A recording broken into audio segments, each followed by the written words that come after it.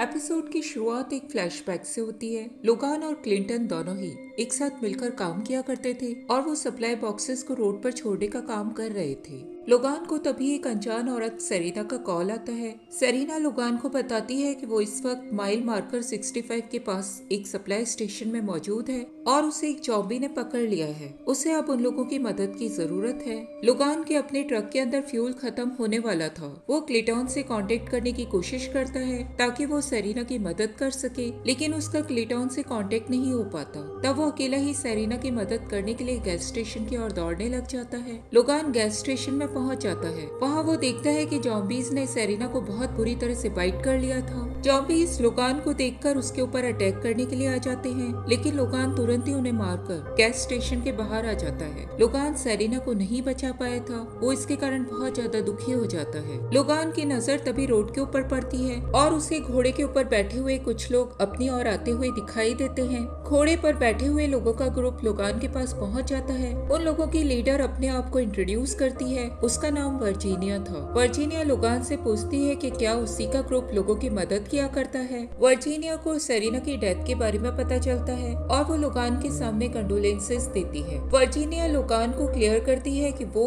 बहुत समय से उन लोगों के ग्रुप के ऊपर नजर रख रही थी। लोगान के एक्सप्रेशन वर्जीनिया को देखते देखते ही चेंज हो जाते हैं। नेक्स्ट सीन में हम लोगों को टैंक टाउन दिखाया जाता है। डिलन और मैक्स दोनों ही वहाँ पर एक ट्रैप को सेट कर रहे थे। डिलन एक माउस को पकड़कर उसको रेड केज में डाल देता है और उसके बाद वो उस रेड केज को बाहर ले जाकर लटका देता है। डिलन ने जो माउस ट्रैप तैयार किया था वो जॉम्बीज के लिए किया था। वहाँ मौजूद जॉम्बीज उस माउस को देखते हुए एक सर्कल में घूमने लग जाते हैं, जिसके कारण ऑयल रिफाइनरी का पंप शुरू हो जाता है और वहाँ से ऑयल निकलना शुरू हो जाता है। ल्यूसियाना वैंडल के साथ टैंक टाउन में मौजूद थी और वहाँ पर वो और लोगों के साथ फ्यूल को निकालने का काम देख रही थी। ये वही टाइम था जब लोगान क्वेरी के गेट को तोड़ता हुआ ऑयल फील्ड के अंदर आ जाता है। लोगान ऑयल फील्ड के अंदर पहुंचकर वहां मौजूद सभी लोगों को ग्रीट करता है। ल्यूसियाना लोगान को देखकर तुरंत ही अपनी गन निकाल लेती है, लेकिन लोगान उसे वार्न करता है कि वो इस गन का यूज ऑयल फील्ड के अंदर नहीं कर सकती है। एलिशिया पेड़ पर अभी भी एक पेंटिंग बना रही थी। उसने फिनिक्स की पेंटिंग जस्ट फिनिश की थी। स्ट्रेन नोटिस करता है कि एलिशिया ने रेडियो को ऑन ही छोड़ दिया था,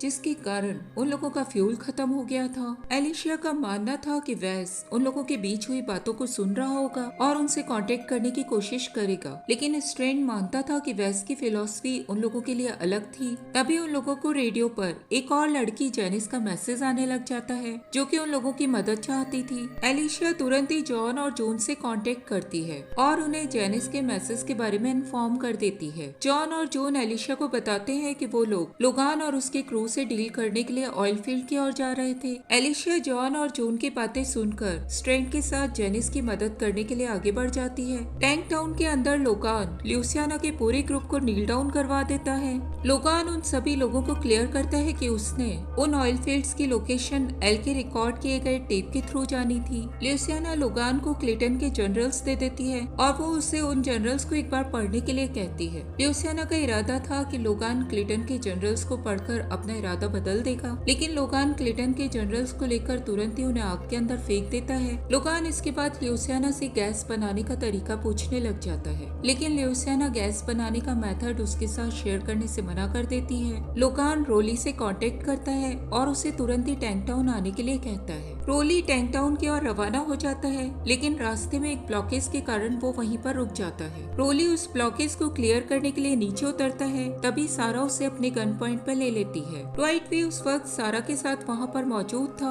वो तुरंत ही रोली को गन पॉइंट पे ले लेता है। ट्वाइट और सारा के ट्रक का पेट्रोल खत्म हो चुका था। वो दोनों ही रोली को काबू में करके उसके ट्रक की डिमांड करने लग जाते हैं। सारा रोली को वार्न करती है और उसे बताती है कि उसने क्लिंटन को तो जानबूझ के मारा था, लेकिन अब जब वो लोगों की मदद करने लगी है तब वो किसी को भी बिना बात के नहीं मरने देगी। सारा रोली को डराने के लिए उसके ऊपर एक गोली भी चला देती है। टैंक टाउन में लोगान क्लिंटन के ट्रक के अंदर चला जाता है। वो ट्रक के अंदर बैठकर एक मैप को देखने लग जाता है। जहाँ पर फ्यूल बन रहा था वहाँ पर धीरे धीरे आग तेज होने लग गई थी। ल्यूसियाना की नजर उस आग के ऊपर पड़ जाती है। वो लोगान को बताती है कि मौसम बहुत ज्यादा खराब हो चुका है और अगर हवा इसी तरह से चलती रही तो वो लोग ऑयल को सेपरेट नहीं कर पाएंगे और आग बहुत ज्यादा बढ़ जाएगी। सारा और ड्वाइट तभी रोली के ट्रक को लेकर वहाँ पर पहुँच जाते हैं और वो लोगान को अपने गन पॉइंट पे ले लेते हैं। जॉन और जून ने भी टैंक टाउन को चारों ओर से घेर लिया था। जॉन लोगान को वार्न करने के लिए दूर से ही फ्यूल वाले जॉम्बीज के ऊपर गोलियां चला देता है। लोगान जॉन को गोली चलाते हुए देखता है और वो उससे ललकारने लग जाता है कि वो सिर्फ उसे धमका रहा है और वो लोग ऑयल फील्ड के अंदर गोलियां नहीं चला सकते हैं। लोगान सारा और ड्वाइट को कहता है कि अगर वो लोग उसके साथ काम करने के लिए तैयार होंगे तो वो बच्चों को वहाँ से सही सलामत बाहर जाने देगा। सारा बच्चों के लिए लोगान को एक कार का अरेंजमेंट करने के लिए कहती है और वो एनी को वो कार लेकर सभी बच्चों के साथ बाहर जाने के लिए कहती है। एलिशिया और स्ट्रेंड दोनों ही जेनिस की मदद करने के लिए जा रहे थे। तभी उन लोगों की गाड़ी का फ्यूल खत्म हो जाता है। वो दोनों गाड़ी से उतरकर पैदल ही आगे बढ़ जाते हैं। एलिशिया जेनी को बताती है कि वो लोग रास्ते में ही हैं। जेनिस उन लोगों को अपने बारे में अपडेट देती है कि वो चारों ओर से जॉम्बीज से घिर चुकी है।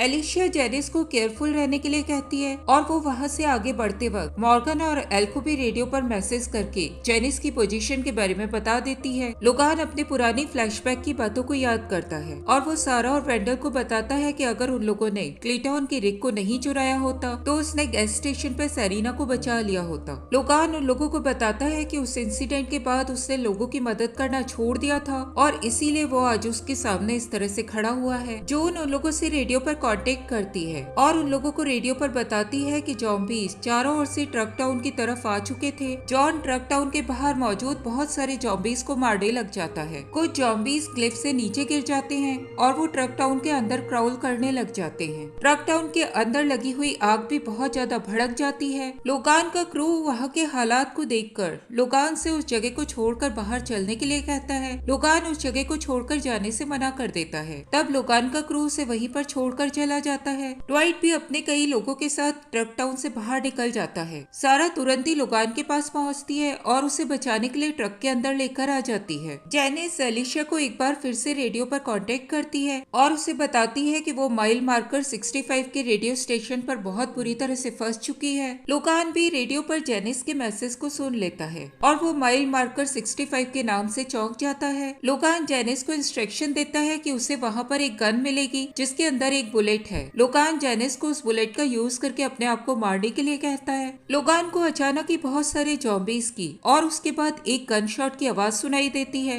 लोगान समझता है कि जेनिस ने सुसाइड कर लिया, लेकिन तभी लोगान को और बहुत सारे गन शॉट्स की आवाज सुनाई देती है। अब एक बार चलते हैं माइल मार्कर 65 के गैस स्टेशन की ओर। वेस ने भी जेनिस के मैसेज को रेडियो पर सुन लिया था और वो क्योंकि उस गैस स्टेशन के पास ही था वो जेनिस की मदद करने के लिए वहाँ पर पहुँच जाता है। वेस वहाँ मौजूद जॉम्बीज को मार के जेनिस को बचा लेता है। वेस तुरंत ही वहाँ मौजूद रेडियो पर कांटेक्ट करता है और उन लोगों को बताता है कि वो एलिशिया के फेवर को भूला नहीं है और उसकी अच्छाई का बदला जेनिस को बचाकर उसने चुका दिया है। सारा भी लोगान को कहती है कि लोगों की भलाई करना बहुत ही अच्छा होता है। इधर हिल पे जॉन और जून की मदद करने के लिए जैकब, एनी और टेस पहुंच जाते हैं। एलिशिया और स्ट्रेंड अगले दिन सुबह माइल मार्कर 65 के गैस स्टेशन पर पहुंच जाते हैं। उन लोगों की मुलाकात वहां पर जेनिस और वेस से होती है। जेनिस उन लोगों को बताती है कि कुछ लोग उसे ढूंढ रहे थे और वो उन लोगों के अपने आप को ढूंढने से पहले ही उन सभी लोगों को उस जगह को छोड़कर चलने के लिए कहती है। एलिशिया जेनिस को अश्योर करती है कि वो अब उन लोगों के साथ बिल्कुल सेफ है और उसे डरने की जरूरत नहीं है। फील्ड में लोगान के क्रू के मेंबर्स उसे एक बार फिर से ज्वाइन कर लेते हैं। तभी जॉन अपने साथियों के साथ उन सभी लोगों को अपने गन के निशाने पर ले लेता है। जॉन उन लोगों को क्लियर करता है कि वो क्लिटन के मिशन को जारी रखेगा और लोगों की मदद करता रहेगा। तभी वर्जीनिया अपने साथियों के साथ टैंक टाउन के किनारे पर पहुंच जाती है और वो लोगान और उसके सभी क्रू मेंबर्स को मार डालती है।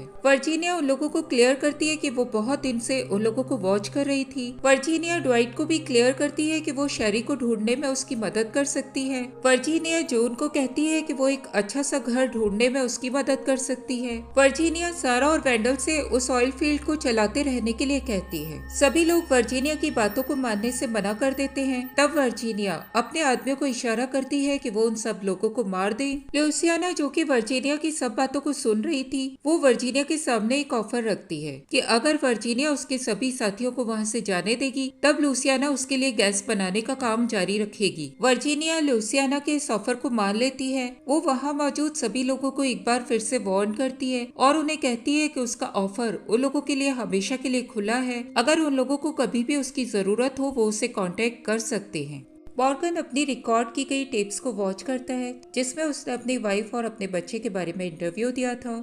अपने टेप्स को देखने के बाद मॉर्गन, जो कि उस वक्त एल्थिया के साथ था, वो उसे सजेस्ट करता है कि उन लोगों को वापस लौटते समय कुछ और बॉक्सेस की डिलीवरी कर देनी चाहिए। एल्थिया उसकी इस बात को मान जाती है और अपने सामान को चेक करती है। एल्थिया तभी गैस के कैन को वहाँ से मिसिंग पाती है। उन लोगों को तभी एक आदमी अपनी गाड़ी के अंदर फ्यूल भरता हुआ दिखाई दे जाता है। वो आदमी तुरंत ही चाकू निकाल लेता है और एल्थिया और मॉर्गन से विनती करता है कि वो लोग उसे जाने दें। तभी उन लोगों को 4 घोड़ों पर सवार आदमी दिखाई देते हैं। वो तीनों ही उनसे छिपने के लिए एक वैन के अंदर बैठ जाते हैं। हॉर्समैन उन लोगों को ढूंढने लग जाते हैं। वो लोग इन लोगों के बहुत ज्यादा करीब पहुंच जाते हैं, लेकिन अचानक ही किसी चीज से डिस्ट्रैक्ट होकर वो लोग उस जगह को छोड़कर चले जाते हैं। ग्रेस डैनियल के साथ थी और वो कुछ सोलर पैनल्स के ऊपर वर्क कर रही थी। ग्रेस डैनियल को क्लियर करती है कि वो फ्यूचर में एक कम्युनिटी को एस्टेब्लिश करने के बारे में सोच रही है और उसके लिए वर्क भी कर रही है। ग्रेस को तभी अपने कॉन्वॉय का रेडियो पर मैसेज आता है। उसे ऑयल फील्ड के अपडेट के बारे में पता चलता है कि ऑयल फील्ड उन लोगों के हाथ से निकल चुकी है। एल उस आदमी का इंटरव्यू लेने लग जाती है जो कि उन लोगों को गाड़ी में फ्यूल भरते हुए मिला था। वो आदमी एल को अपना नाम टॉम बताता है। टॉम उन लोगों को बताता है कि घोड़े पे सवार लोग उसकी कम्युनिटी की मदद करने का ऑफर लेकर उसके पास आए थे, लेकिन बाद में अपना काम निकालने के बाद उन लोगों ने टॉम की कम्युनिटी के सभी लोगों को मार डाला था। टॉम उन लोगों को बताता है कि उसकी कम्युनिटी का नाम पैराडाइज रिज है। टॉम उन लोगों को ये भी बताता है कि उसकी बहन जेनिस अभी भी पैराडाइज रिज में ही फंसी हुई है और वो उसे निकालने में उन लोगों की मदद मांगता है। एल टॉम के मुंह से उसी फ्रेज को सुनती है जो कि उसने इसाबेल के मुंह से सुना था। वो तुरंत ही उसकी मदद करने के लिए तैयार हो जाती है। रात में मॉर्गन एल से पूछता है कि क्या वो सही में टॉम और जेनिस की मदद करना चाहती थी या इसके पीछे वो एक स्टोरी को ढूंढ रही थी। एल मॉर्गन को क्लियर करती है कि ये कहानी की बात नहीं है, वो किसी और को वहाँ ढूंढने के इरादे से आई थी। बाद में मॉर्गन एल को अकेले अंदर जाने से मना करता है। डैनियल और ग्रेस अपनी सप्लाईज को लेकर आगे बढ़ रहे थे,